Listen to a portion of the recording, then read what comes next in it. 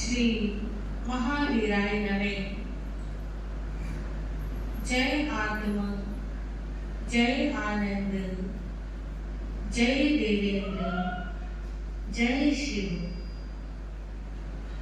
आगम ज्ञाता उपाध्याय भगवान परम पूज्य गुरुदेव श्री जितेंद्र गुरुदेव नमः।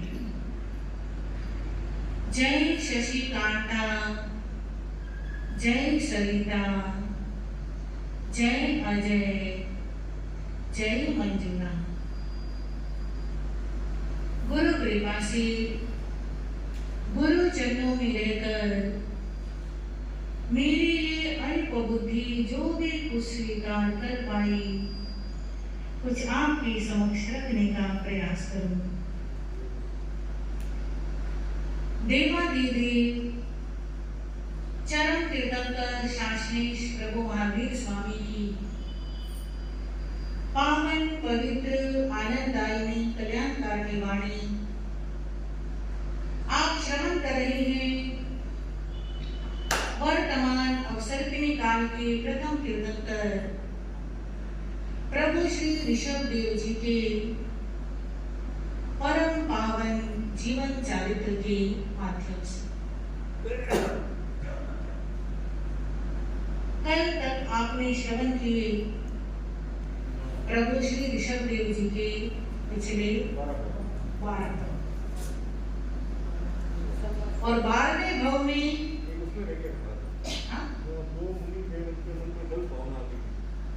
हाँ वो आगे आएगा।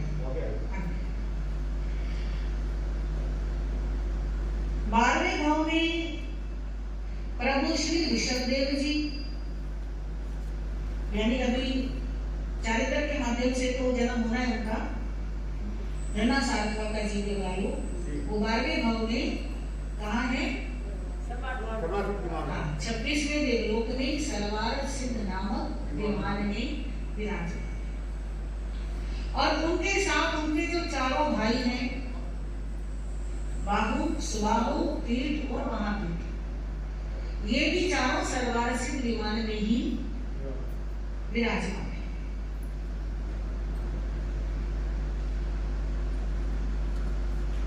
तैतीस सालों इनकी आयु है। बहुत लंबा समय, बहुत लंबा समय।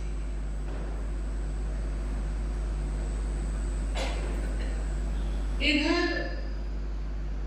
जम्बू द्वीप के अंदर और जम्बू द्वीप की भरत क्षेत्र के अंदर जिस समय वर्तमान अवसर्पिणी काल का तीसरा आरा चल रहा है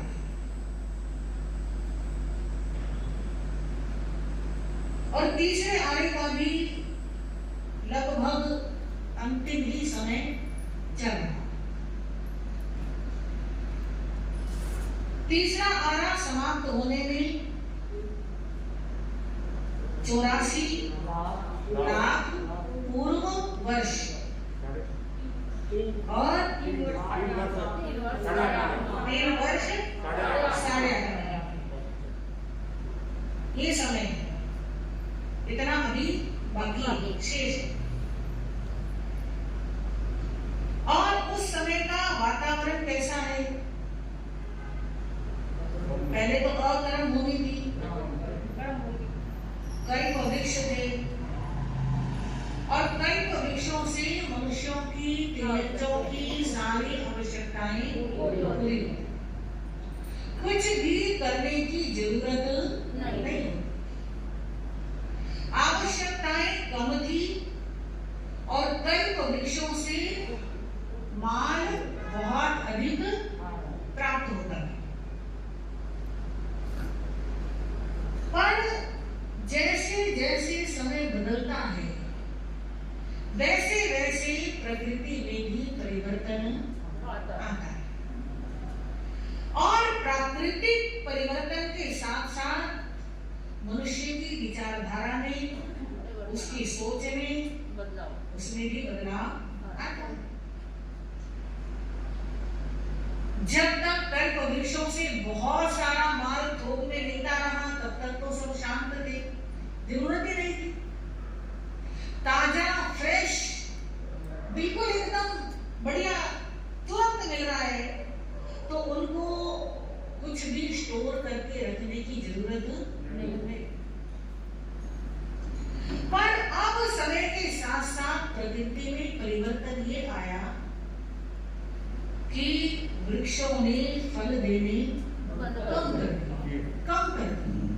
धीरे धीरे कम हो रही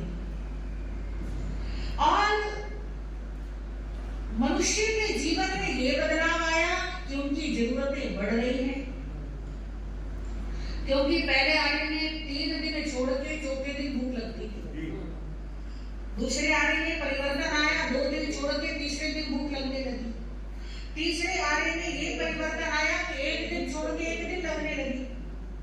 और तीसरा आरा समाप्त होते होते चौथा आरा प्रारंभ होते होते ऐसा समय आया कि रोज एक समय भोजन की जरूरत लगने लगी। तो जरूरत बढ़ गई ना, जरूरत बढ़ गई और सप्लाई कम हो गई। सप्लाई कम है, जरूरत ज्यादा है, तो व्यक्ति के विचार भी क्या होने लगे, बदलने लगे। आज तो ले लिया, कल भी तो चाहिए। ऐसा करता हूं, आज मैं 2 फल ले लेता, 1 फल खा लिया, 1 छुपा करके रख लिया। अब एक ने 2 ले लिए तो कोई एक भूखा भी रह गया। अब जो भूखा रह गया वो उसे कहते हैं जिसने 2 फल लिए हैं कि भाई ये तुम्हारी गलत बात है, मैं भी हूं, मुझे भी चाहिए, मुझे भी दो। आपने अपने पास रख लिया एक्स्ट्रा और मेरी जरूरत भी पूरी नहीं हो रही। वो मांगने को तैयार है, लेने को तैयार है, वो देने को तैयार नहीं। जब वो देने को तैयार नहीं, ताकत से सामना नहीं किया जा सकता, तो चुराने की भावना आई। किसी के पास है ज्यादा तभी तो कोई चुराएगा ना, तो चुराने की भावना आई। इससे अपराध वृत्ति बढ़ने लगी और अपराध बढ़े तो सबको समस्या होने लगी। और जब समस्याएं उत्पन्न होने लगी तो उन समस्याओं के निराकरण के उपाय ढूंढे। मैंने पढ़ा था उस समय सारे ही युगलिक होते थे, मनुष्य भी और पशु भी और पक्षी भी, वो भी युगलिक होते थे। तो एक बार एक हाथी क्या देखता है कि सामने से एक युगल और युगलनी यानी जोड़ा है आ रहा है और उस हाथी के मन में उस युगल को देख करके अंदर में प्रेम उत्पन्न हो, उस युगल के प्रति विशेष आकर्षण उत्पन्न और उसको ऐसा लगा जैसे ये कोई मेरा संबंधी है, ये कोई मेरा जानकार है। उस प्रेम के वशीभूत होकर के वो हाथी उस युगल के पास आया और क्योंकि जैसा होना होता है वैसी बुद्धि अपने आप बन जाती है। उस हाथी ने उस युगल को उठाया, उठा के अपनी पीठ के ऊपर बिठा दिया और बाकी जो लोग थे वो सब देख रहे हैं कि ये क्या, हाँ, क्योंकि उससे पहले कभी किसी मनुष्य ने कभी किसी पशु की कोई सवारी नहीं, जरूरत नहीं होती। तो पहली बार ये दृश्य देखा और उनके मन में आया जरूर इस युगल में कोई विशेष बात है और उसके प्रति बाकी सब युगलों के मन के अंदर एक आदर का भाव उत्पन्न हो गया और उन सबने एक निर्णय किया, आज से जब भी कोई समस्या आएगी हम इस युगल के पास आया करेंगे और हमारी समस्या का समाधान ये युगल किया। शायद उससे पहले इन युगलों के नाम भी नहीं रखे जाते होंगे। उस समय उस युगल में जो मेल था, जो पुरुष था, उनका नाम रखा गया विमल वाहन, क्योंकि हाथी को उन्होंने प्रथम बार क्या बनाया, अपना वाहन बनाया या हाथी ने उन्हें अपना स्वामी चुना। तो इस उनका नाम विमल वाहन रखा कि सुंदर हाथी ने उन्हें अपना स्वामी बनाया, वाहन उनका बने, इसलिए विमल वाहन नाम रखा। तो इस प्रकार ये एक पुलकर की व्यवस्था प्रारंभ। जब भी कोई समस्या आती तो विमल वाहन पुलकर जो थे वो समाधान करते। समाधान कैसे करते? जैसे किसी ने कोई अपराध किया, या तो चोरी की, या किसी से झगड़ा किया, या किसी ने जरूरत से ज्यादा अपने पास संग्रह कर लिया, कुछ भी अपराध किया, उसको विमल वाहन जी के पास लाया जाता और विमल वाहन जी उसे देख करके कहते हाँ, जैसे बच्चों को कहते हैं हाँ शेर शेर, है ना? तो ऐसे उसको क्या बोलते, बस इतना हाँ। और ये हाँ उसकी सुनते ही जो अपराधी होता था वो पानी पानी, इतनी लज्जा, इतना संकोच, इतनी शर्म हुआ करती थी कि विमल वाहन पुलकर ने अगर हाँ बोला है तो जैसे मेरे को पता नहीं कितना बड़ा दंड मिल गया। तो वो व्यक्ति हमेशा के लिए अपराध करना छोड़ देते। ऐसे विमल वाहन के बाद दूसरे पुलकर बने, उनके बाद तीसरे बने, उनके बाद चौथे बने, उनके बाद पांचवे बने। तो 5 पुलकरों तक ये हकार नीति चलती हुई। हकार मतलब कोई अपराध करता तो उसे हाँ बोल दे और वो सुधर जाता, ज्यादा कुछ कहने पूछने बताने की जरूरत नहीं। जब 5 पुलकर हो चुके और 6ठे पुलकर का समय प्रारंभ हुआ तो उस समय हकार यानी हाँ बोलने से ज्यादा कोई अंतर, यानी वहां से तो वो चला गया और फिर अपराध करने लगा। तो फिर जब उसको लाया जाता तो 6ठे पुलकर ने व्यवस्था बनाई, मकार नीति चलाई। उन्होंने हाकार नीति चलाई थी, इन्होंने माकार नीति चलाई। मां का मतलब होता है मत करो, मतलब ये आपको शोभा नहीं देता, ये आप मत करो। तो वो दोनों शब्द बोलते, हाँ भी बोलते और माँ गुरु यानी मत करो ऐसा भी बोलते। और जब कहते थे मत करो तो वो अपराध से बिल्कुल हट जाते। फिर 5 पुलकरों तक ये नीति चलती रही। कितने हो गए? 10। और जब 11वें नंबर के पुलकर आए तो ये नीति भी क्या होने लगी? बेअसर होने लगी। क्योंकि समय के साथ जैसे प्रकृति बदल रही है वैसे मानव की सोच बदल रही है। जब ये नीति फेल होने लगी तो तीसरी नीति चलाई धिक्कार, यानी आपको धिक्कार है, आपने ये अपराध किया। और ये सुनकर के अपराधी क्या हो जाता था? अपराध करना छोड़ देता।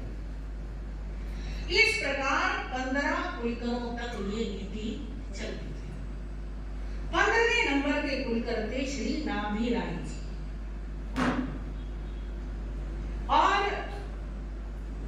उनकी जो फीमेल थी उनका नाम था मरुदी।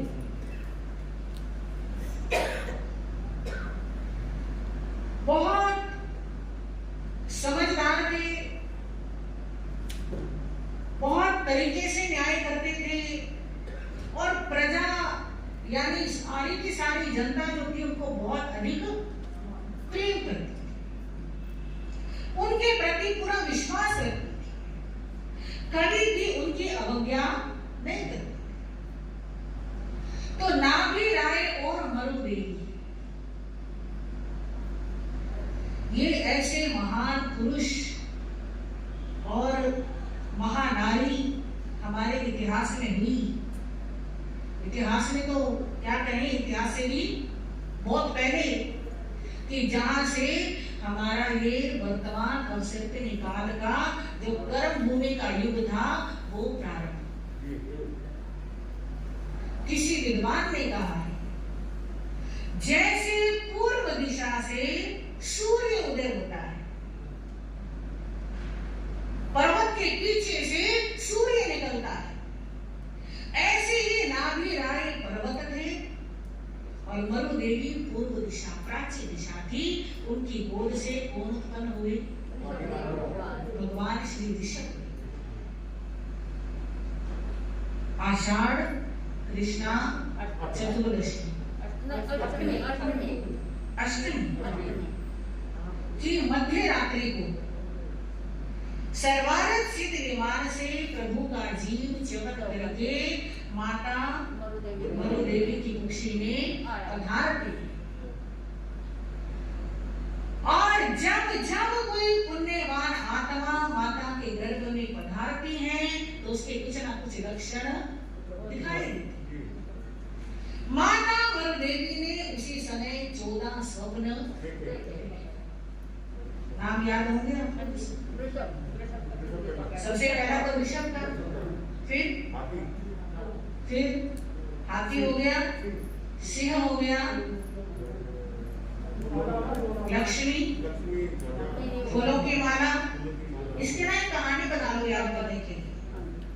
3 तो ये हो गए, हाथी, सिंह और हस्ती है ना। जैसे लक्ष्मी माता होती है, उनके गले में फूलों की माला पहनाते हैं, है ना। फिर उनके दोनों तरफ एक चंद्र होता है, सूर्य होता है। फिर उनके मंदिर पर ध्वजा होती है, ठीक है ना। फिर उनके सामने कुंभ रखा होता है, वो हाथ में भी कलश लेकर के रखती हैं, कुंभ हो गया। फिर उनके मंदिर के आगे समझ लो पद्म सरोवर है, पद्म सरोवर से क्षीर समुद्र पे आ जाओ, क्षीर समुद्र से आप देव्यमान पे आ जाओ, देव्यमान से रत्नों की राशि, क्योंकि देव्यमान में रत्न होते हैं। और निर्धुओं अग्नि हो गई 14, हो गए ना। तो इस प्रकार उन्होंने क्या देखे? 14 स्वप्न। इन 14 में से जब वासुदेव मां के गर्भ में आते हैं तो माता 7 स्वप्न देखती है। जब श्री राम माता कौशल्या के गर्भ में आए तो उन्होंने 4 स्वप्न देखे। हाँ बलदेवी तो थे, श्री राम बलदेवी तो थे ना। और वासुदेव की माता 7 देखती है, बलदेव की माता 4 देखती है, मांडलिक राजा की माता कोई 1 स्वप्न देखी। महात्मा बुद्ध की माता ने 1 स्वप्न देखा था, 6 दांतों वाला हाथी। तो ऐसे इन स्वप्नों के बहुत सुंदर और शुभ फल प्राप्त होते हैं। माता मरुदेवी ने गर्भ धारण किया और समय आने पर पुत्र रत्न को जन्म दिया। ये की तिथि चैत्र कृष्ण अष्टमी। और पुत्र के साथ साथ एक पुत्री का भी क्या हुआ? नाम था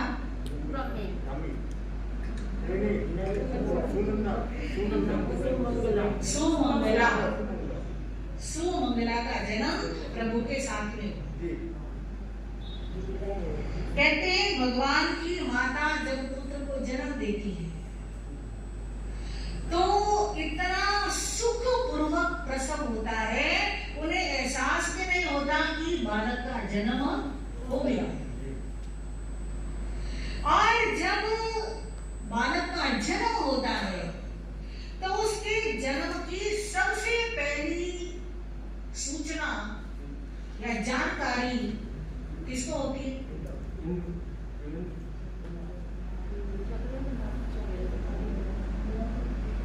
माता से भी पहले 56 दिशा कुमारियों को जानकारी होती है। दिशा कुमारियों का मतलब अलग अलग दिशाओं में निवास करने वाली देवियां, 56 होती है। सबसे पहले इन्हें पता चलता है कि तीर्थंकर परमात्मा का क्या हुआ है? जन्म। और सबसे पहले यही आती है भगवान का कल्याण कराने के लिए। पहले 8 देवियां आती हैं। वो 8 देवियां भगवान का जहां जिस भवन में जन्म होता है। कई लोग कहते हैं कि भगवान ऋषभ देवी जी का जन्म वृक्ष के नीचे हुआ, क्योंकि उस समय महल नहीं होते थे इसलिए क्योंकि महल बनाने किन्होंने सिखाए? भगवान ऋषभ देव जी ने सिखाए। परंतु ऐसा नहीं है। कल्प वृक्षों से घर भी प्राप्त हुआ करते। तो घर में, महल में बहुत सुंदर स्थान पर भगवान का जन्म हुआ था। तो पहले 8 दिशा कुमारी आती हैं और जिस भवन में, जिस नगर में भगवान का जन्म होता है, वहां आकर के माता को प्रणाम करती हैं। क्योंकि भक्तामृत स्तोत्र में आचार्य श्री मानतू जी कहते हैं ना, स्त्रीणां शतानि शतेषु जनयन्ति पुत्रान् नान्याः सुतं तदुपमं जननी प्रसूता सर्वान् दिशो ददति वाणी सहस्ररश्मिं प्राचेव दिग्जनयति स्वर्णैषु जातम्। इस संसार में सैकड़ों माताएं प्रतिदिन सैकड़ों पुत्रों को जन्म देती हैं, परंतु आप जैसे पुत्र को जन्म देने वाली माँ तो जैसे सारी दिशाएं तारों को जन्म देती हैं, पर सूर्य को जन्म देने वाली माँ एक ही होती है।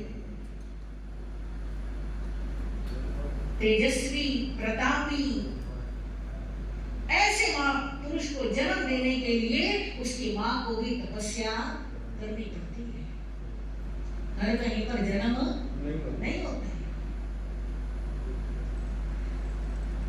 तो ये 8 दिशा कुमारियां भगवान की माँ को प्रणाम करती हैं, भगवान को प्रणाम करती हैं, और फिर वो क्या करती हैं? उनके महल की सबसे पहले सफाई का काम करती हैं।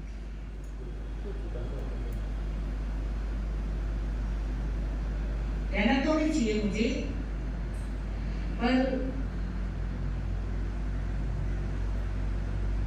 अपने धर्म स्थान की सफाई करना, अपने धर्म स्थान को साफ सुथरा रखना, हाँ जी, सब जगह अच्छा माना जाता है। ठीक है ना? गलत तो नहीं है? बस इतने नहीं समझ लेना कि कई ऐसे भी होते हैं जो अपने धर्म स्थान में गंदगी डाल करके उसको क्या समझते हैं? धर्म समझते हैं, जो बिल्कुल गलत है, नहीं होना चाहिए। सबसे पहली सेवा धर्म की, गुरु की, भगवान की सबसे पहली सेवा धर्म स्थान की अच्छी सफाई। जितनी सफाई होती है उतनी वहां पॉजिटिव एनर्जी होती है। चाहे घर हो, चाहे दुकान हो, चाहे धर्म स्थान हो, क्या रहनी चाहिए? साफ सफाई रहनी चाहिए। जो पुरानी बहनें होती हैं पहले की, उनका काम होता है सबसे पहले उठते घर में क्या करना? झाड़ू लगाना, सफाई करना। उनके मन में ये भावना होती थी कि कभी भी कोई भी मेहमान आ जाए तो घर गंदा अच्छा नहीं लगता, तो सबसे पहले सफाई। आज ये रिवाज भी क्या होता जा रहा है? बदलता जा रहा है। सफाई वाली 12 बजे आएगी कि 2 बजे आएगी कि 4 बजे आएगी, जब तक वो नहीं आएगी तब तक घर में झाड़ू भी नहीं। गलत है। तो वो देवियां हैं और देवियां होकर के भी सबसे पहले क्या करती हैं? सफाई करती हैं। उस महल की, उस नगर की सारा जितना कचरा होता है सब निकाल करके क्या कर देती हैं? बाहर कर देती है। यानी वो ऐसी हवा चलाती है, हवा से उड़कर के सारा कचरा क्या हो जाता है? बाहर हो जाता है। उनके तरीके। फिर दूसरी 8 दिशा कुमारियां आती हैं, वो जल का छिड़काव करती है। जैसे आपने देखा होगा कई लोग जब अपनी दुकान की सफाई करते हैं तो गली में भी झाड़ू लगाते हैं, और झाड़ू लगाने के बाद गली में क्या डाल देते हैं? थोड़ा सा पानी छिड़क देते हैं कि जो धूल उड़ी हुई है वो क्या हो जाती है? बैठ जाती है। फिर उसके बाद अगली आंख आती है, वो भगवान का और भगवान की माता का प्रसूति कर्म, वो सारा कार्य करती है। 3 अलग अलग भवन बनाते हैं, एक में स्नान कराते हैं, एक में मर्दन कराते हैं, एक में उनकी पूजा वगैरह जो हवन वगैरह होते हैं जन्म के समय पे वो सारी क्रियाएं देवियां करती हैं। उसके बाद और देवियां आती हैं और वो आकर के भगवान और भगवान की माता के पलंग के आसपास खड़ी हो जाती हैं। कोई दीपक लेके खड़ी होती है, कोई दर्पण लेके खड़ी होती है, कोई पुष्पमाला लेके खड़ी होती है, कोई पंखा लेके खड़ी होती है। ये सारी चीजें पहले शुभ मानी जाती है। मंदिरों में रखी होती है, दर्पण होता है, पंखा होता है, और भगवान को ऐसे ऐसे करके उसमें देख करके सेवा करते हैं भगवान। तो ऐसे सारे कार्यक्रम कौन करती हैं? 56 दिशा कुमारियां करती हैं।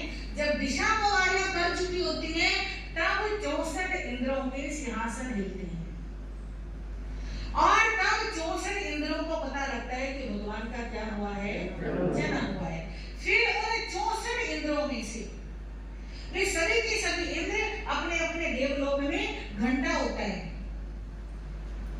वो घंटा बजवाते हैं और पूरे अपने अपने देवलोक में सूचना करवाते हैं कि ऐसे ऐसे जम्बू द्वीप में भरत क्षेत्र में अयोध्या नगरी में भगवान का जन्म हुआ है और हम सबको कल्याणक मनाने जाना है, तो सब क्या हो जाओ?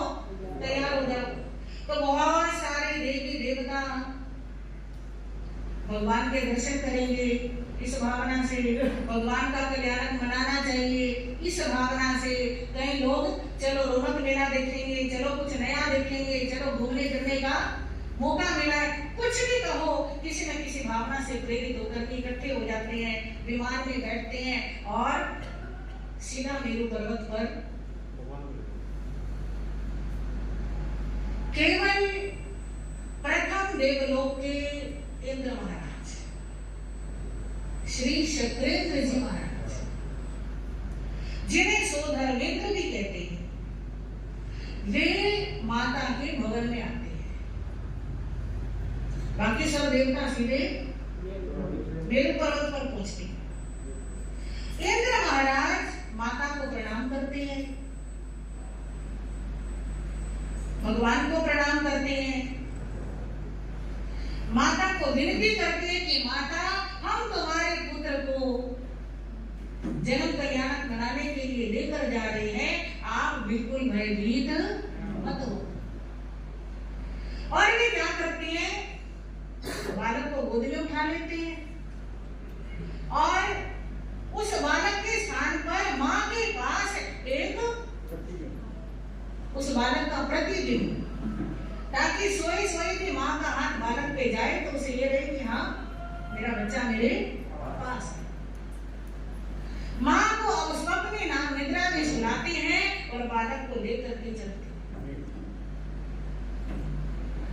इंद्र महाराज अपने 5 रूप बनाते हैं, कितने भी बना सकते हैं, वो तो देवता है, शक्ति है, व्यक्ति शक्ति है उनके पास। 5 रूपों में से एक जो मूल रूप होता है उसमें तो भगवान को गोद में लेते हैं। दूसरा रूप जो होता है उसमें वो आगे चलते हैं, इंद्र का जो दंड होता है, वज्र जो होता है, वो हाथ में लेकर के चलते हैं, उनका जो शस्त्र होता है।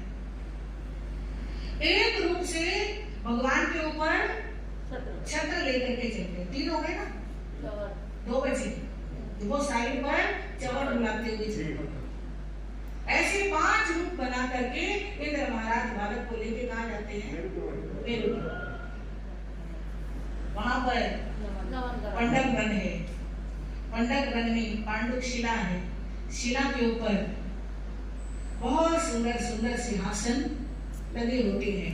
उन सिंहासनों पर एक जो सिंहासन प्रभु के नमन के लिए होता है उसके ऊपर बालक को लेकर के बैठते हैं और बाकी सब देवताओं को आदेश देते हैं, जितने अभियोगिक देवता होते हैं, सेवक देवता होते हैं, उनको कहते हैं कि जाओ और जा करके जितने भी पवित्र तीर्थ हैं उन तीर्थों से जल लेकर के आओ। 1008 सोने के कलश, 1008 चांदी के कलश, 1008 सोने चांदी के मिक्स कलश, 1008 रत्नों के कलश, ऐसे 1008 चंदन के कलश, 1008 मिट्टी के कलश, ऐसे बहुत सारे कलशों में वो देवी देवता ऐसे खुशी खुशी दौड़ते हैं फटाफट। जैसे घर में कोई फंक्शन होता है ना, तो सबके चेहरे पे चमक होती है, सबके चेहरे खुश होते हैं, सबको ये लगता है कि हम ये करें, हम ये करें, सब भाग भाग के काम करते हैं। ऐसे सब देवी देवता भाग भाग के जाते हैं, भाग भाग के आते हैं, बड़े खुश होते हैं और वो जल लेकर के आते हैं, अभिषेक की और सामग्री लेकर के आते हैं और ला करके भगवान के ऊपर क्या डालते हैं? जल की धारा से भगवान का अभिषेक। अभिषेक करने के बाद उनके ऊपर चंदन आदि का लेप करते हैं। कोमल तौलिए से पहले पूछते हैं, फिर लेप करते हैं, फिर वस्त्र आभूषणों से सज्जित करते हैं, फिर भगवान की पूजा करते हैं, भगवान के सामने नाचते हैं, गाते हैं, खुशी मनाते हैं, झूमते हैं और बहुत देर तक भगवान का कल्याण इस प्रकार मनाने के बाद फिर इंद्र महाराज वापस उनको लेकर के जैसे लेके गए थे वैसे लेकर के आते हैं और ला करके भगवान को जो प्रतिबिंब रखा था उसका हरण कर लेते हैं, भगवान को माँ के पास बैठाते हैं, माँ के स्वप्न निद्रा खोल देते हैं और माँ से क्षमा याचना करते हुए फिर वो वहां से क्या करते हैं? बाहर आते हैं। बाहर आने से पहले भगवान के लिए भोजन की व्यवस्था करते हैं। ऐसे कहते हैं कि भगवान कभी भी माँ का दूध पान नहीं करते। इंद्र महाराज जब कल्याणक बनाने आते हैं तो उनके अंगूठे के अंदर अमृत का संचार कर देते हैं और भगवान को जब भूख लगती है तो वो क्या कर लेते हैं? अंगूठा चूस लेते हैं। ऐसे अमृत का संचार किया। भगवान के पालने में कुछ उनके लिए खेल खिलौने, हाँ जी, कुछ उपकरण रखते हैं, कुछ उपहार रखते हैं, महल में खूब सारे धन की वर्षा करते हैं और महल से बाहर आकर के इंद्र महाराज घोषणा करते हैं कि कोई भी मिथ्या दृष्टि देव हो, कोई शरारती हो, कोई उत्पाती हो, कोई द्वेषी हो, चाहे वो कोई देवी देव हो, चाहे वो कोई मनुष्य हो, अगर कोई भगवान का और उनकी माँ का अहित मन में भी सोचेगा, अहित करना तो बहुत दूर की बात है, मन में भी अनिष्ट की कामना करेगा तो ये इंद्र महाराज की आज्ञा है कि उसके सिर के टुकड़े टुकड़े हो जाएंगे उसी समय। ऐसे घोषणा करके इंद्र महाराज नंदीश्वर द्वीप के ऊपर जाते हैं और सारे देवताओं के साथ वहां पर 8 दिनों का उत्सव मनाते हैं। पढ़ाइयां होती है ना हमारे यहाँ, अष्टमी का पर्व होते हैं और फिर उसके बाद वो अपने अपने देवलोक में रहते हैं। इधर प्रातः काल होता है, माँ की नींद खुलती है, माँ को पता चलता है, पिता को पता चलता है और फिर सब तरफ खुशियां मनाई जाती हैं। अपने अपने काल में अपने अपने समय के अनुसार जैसे जैसे रीति रिवाज होती है वैसे वैसे क्या मनाई जाती है? खुशियां मनाई जाती हैं। क्योंकि भगवान ऋषभ देव जी का जन्म हुआ उस समय जेल नहीं होती थी, जेलों में बंद नहीं किया जाता था किसी को, तो फिर मुक्त किसे कराएंगे? समझ आ रही है ना? जैसे भगवान महावीर का जब जन्म कल्याणक आता है तो राजा सिद्धार्थ आदेश देते हैं कि जेल में जितने भी कैदी हैं सबको मुक्त कर दो। पर ये भगवान ऋषभ देव जी के समय नहीं था, है ना? कोई ऐसे बाजार नहीं होते थे, कुछ ऐसे बिकता नहीं था जो यूं कहें कि भी सबको फ्री देना है सामान या कम माप तो नहीं करना। उस समय कोई ऐसे नाटक वगैरह भी नहीं होते थे।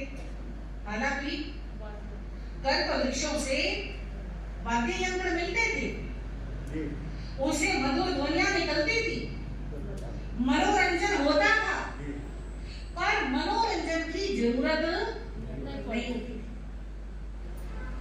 क्योंकि जो परेशान होगा, दुखी होगा, उसको तो मनोरंजन की जरूरत है। जो अंदर से वैसे खुश है उसको मनोरंजन क्या करना, वो तो खुशी है।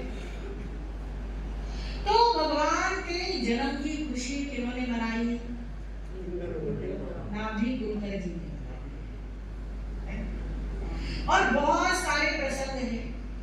इंद्र महाराज यदा कदा नाभि कुलकर के पास आते रहते हैं भगवान के दर्शन करने के लिए। वैसे तो वो देवलोक से दर्शन कर लेते हैं क्योंकि उनके पास क्या है? अवधि ज्ञान है तो अवधि ज्ञान में दर्शन कर लेते हैं, दूर से ही देख लेते हैं, सारा ध्यान वही रहता है। पर कभी कभी आते रहते हैं। एक बार बालक ऋषभदेव, उनका नाम रखा गया ऋषभदेव, क्योंकि माँ ने जब 14 सपने देखे थे उनमें सबसे पहला सपना ऋषभ का था। और दूसरी बात, उनके हृदय स्थान के ऊपर ऋषभ का चिन्ह था। इस वजह से उनका नाम क्या रखा गया ऋषभ। तो बालक वृषभ कुमार जब पिता की गोद में खेल रहे थे, उस समय इंद्र महाराज आते हैं और अपने हाथ में इक्षु लेकर के आते हैं। इक्षु खंड, गन्ने का टुकड़ा। और वो जब भगवान देखते हैं तो उसे लेने के लिए, ऐसे बच्चा है ना, कुछ भी सामने आए तो पकड़ने की कोशिश करते हैं, तो उन्हें क्या करा, लेने की कोशिश की। भगवान को दे दिया, इंद्र महाराज ने ले लिया, तो इस वजह से उनका वंश क्या हो गया, इक्ष्वाकु वंश। इक्ष्वाकु यानी इक्षु का भक्षण करना। तो उस इक्षु के रस को निकाल करके उसका पान ऋषभदेव जी को कराया। चूस तो हो सकते हैं लेकिन ज्यादा छोटे थे ना। तो ऐसे धीरे धीरे करके समय बढ़ता रहा और वो 10 साल के हो गए। 10 साल के जब ऋषभदेव हुए तब एक घटना घटी जो अभी तक कभी नहीं घटी। उस समय के लोगों ने कभी भी देखा नहीं था ना कभी सुना था कि ऐसा कभी होता है। हुआ ये था कि कोई एक युगल वृक्ष के नीचे विश्राम कर रहे थे या बैठे हुए थे, और उस वृक्ष से एक बहुत बड़ा फल नीचे गिरा, और उस युगल में जो मेल था उसके सिर पर वो फल गिरा, और वो फल गिरते ही उसकी क्या हो गई, मृत्यु हो गई। और उस युगल की जो फीमेल थी वो अकेली रह गई। आज तक कभी ऐसा हुआ नहीं। सब बड़े परेशान हुए, ये किसके साथ रहेगी, इसका साथी कौन बनेगा, इधर ध्यान दो।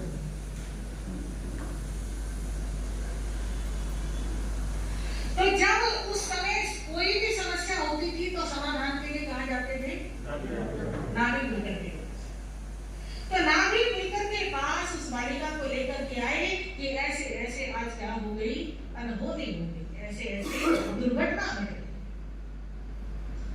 तो नाभिक राय जी समझते थे कि समय बहुत तेजी से बदल रहा है, और जो भी कुछ होता है उसमें कोई ना कोई आगे की प्रेरणा, कोई ना कोई आगे की विधि, कोई योजना चल रही होती है। उसके तहत उन्होंने कहा कोई बात नहीं, आप चिंता मत करो, इस बालिका को मेरे पास छोड़ जाओ और समय आने पर मैं इसको ऋषभ की पत्नी बनाऊं। कितने साल की थी, 10 साल की। भगवान भी 10 साल के थे, वो भी कोई लगभग ऐसी उम्र के नहीं होगी।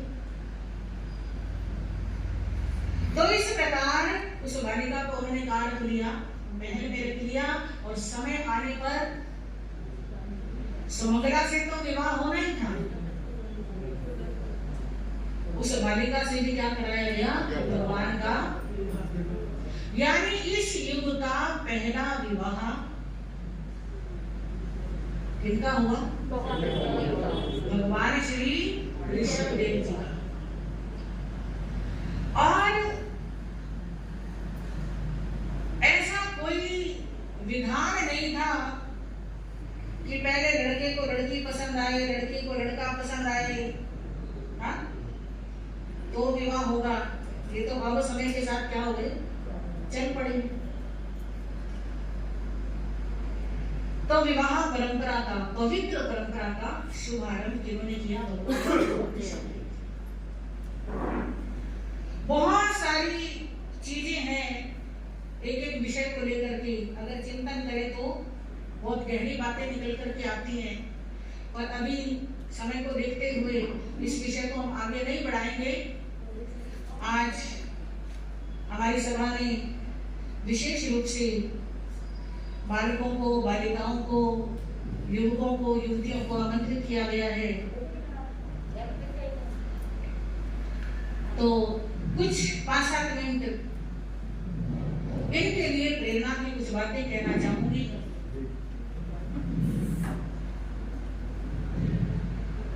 बच्चे जो होते हैं वो देश का भविष्य होते हैं। हाँ जी,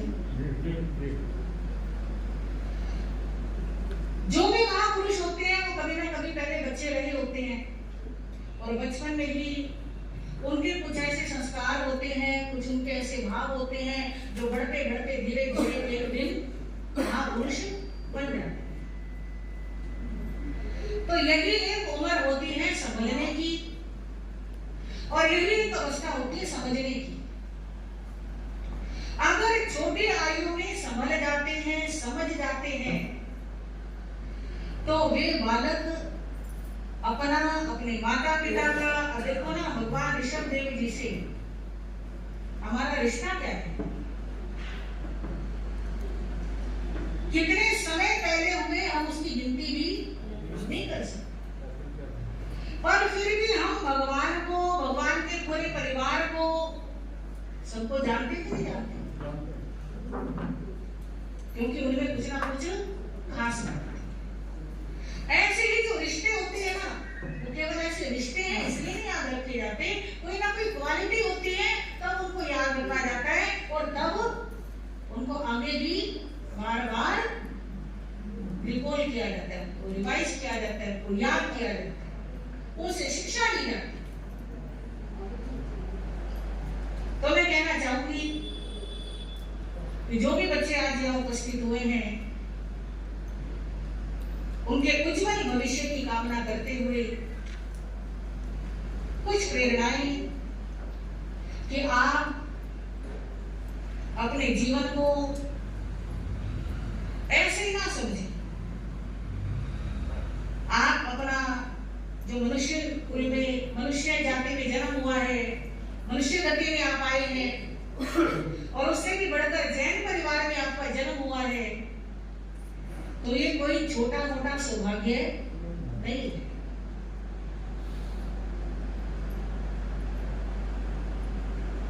क्यों? जैन परिवार में जन्म लेने को सौभाग्य क्यों कहा? वो तो आप किसी भी धर्म में पैदा होंगे, वहां की वाणी सुनोगे, अपने आप ही मिलती है, अपने आप ही जैन में पैदा होकर भगवान की वाणी मिलती है। भगवान की वाणी है, ये खासियत नहीं है।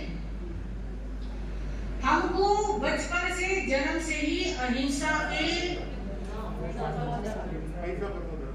क्योंकि जितने भी धर्म है सब में भगवान की वाणी होती है, उनके हिसाब से तो वही सर्वज्ञ है, वही सब कुछ है कि नहीं? हम भगवान महावीर को सर्वज्ञ कहते हैं, पर जो कृष्ण जी को मानते हैं वो कृष्ण जी को सर्वज्ञ कहते हैं, राम जी को मानते हैं वो राम जी को सर्वज्ञ कहते हैं, जो ईसा मसीह को मानते हैं वो ईसा मसीह की वाणी पे विश्वास करते हैं। बात ये नहीं है कि कही किसने, बात ये कि कहा क्या है। हमारे भगवान हमको जन्म घुट्टी में अहिंसा, दया, करुणा, प्रेम, सहानुभूति, सेवा, मित्रता, क्षमा का भाव, ये हमको जन्म घुट्टी में खिलाते हैं। और ये चीज आपको हर कहीं, हाँ जी, ऐसे भी लोग होते हैं जो जीवों की बलि देते हैं और कहते हैं कि हम तो धर्म कर रहे हैं। जीवों की बलि में जो धर्म मानते हैं, ऐसे भी लोग होते हैं। तो आप क्या कहोगे, उनका सौभाग्य है कि दुर्भाग्य है? उनका दुर्भाग्य है। बेचारों को कोई ये सिखाने वाला नहीं मिला, अरे भाई तो किसी को मारेगा, किसी की बददुआ देगा, किसी की आने लेगा और फिर तो सोचते हैं कि मैं धर्म कर रहा हूं और मेरे को अच्छा फल मिले। हाँ, उनको कोई समझाने वाला नहीं मिला, इसलिए वो पाप भी कर रहे हैं और कुछ भी हो रहे हैं। पर हम पाप से बचना हमको सिखाया गया और धर्म से बचना सिखाया गया है, इसलिए जन्म कुल में पैदा होना सौभाग्य है।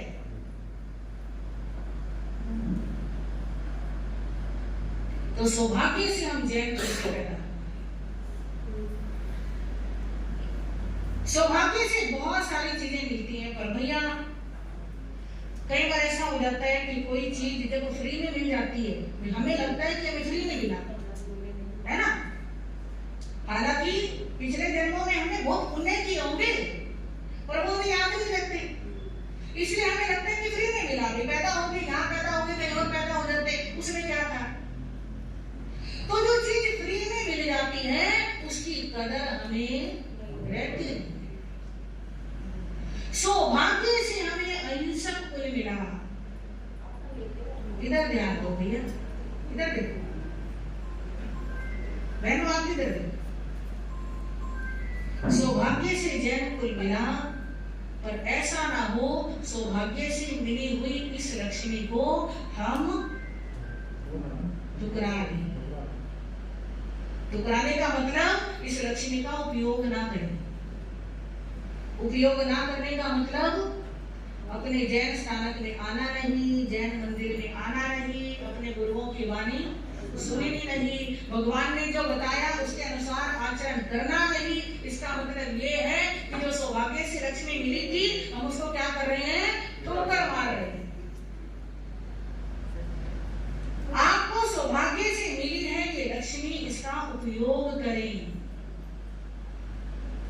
इसको अहोभाग्य मान करके अपने जीवन में उतारें। ये जो जिन वाणी रूपी लक्ष्मी मिली है, जैन धर्म रूपी जो हमें वरदान मिला हुआ है, सौभाग्य से मिला हुआ है, इस वरदान से हम और वरदानों की कमाई करें। इस वरदान को पा करके हम अभिशाप ना कमाएं।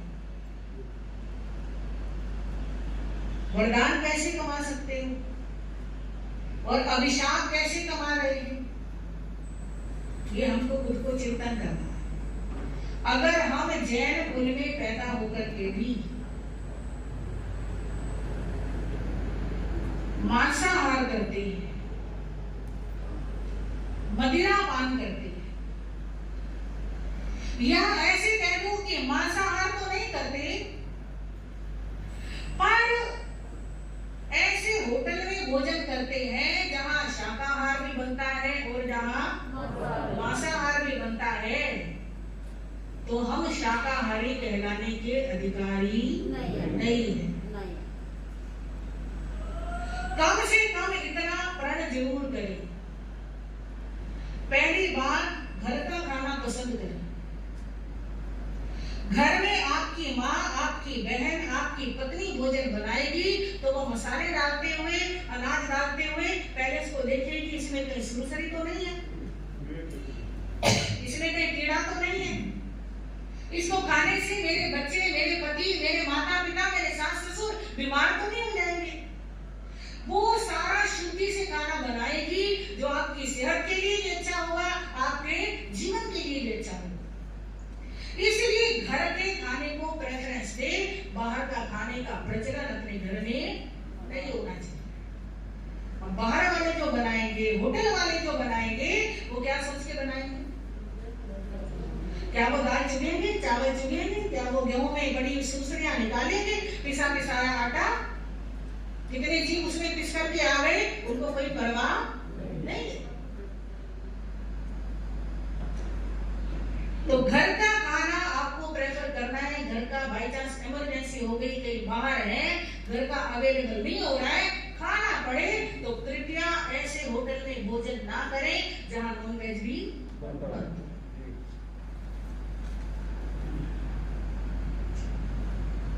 और एक संकल्प करें, अपने कुल में, अपनी जाति में विवाह करें। आजकल ये बड़ी समस्या बढ़ रही है। हमारे जैन परिवारों की बच्चियां, हाँ जी, समुदाय विशेष, समझ गए होंगे, यही शब्द प्रयोग होता है आजकल। असलियत बोलने की भी हिम्मत। जिस परिवार में एक चींटी भी अगर मर जाए तो प्रायश्चित किया जाता है, प्रतिक्रमण किया जाता है, उस परिवार की बच्ची किसी ऐसे घर में चली जाए जहां उसको मांस पकाना पड़े, खाना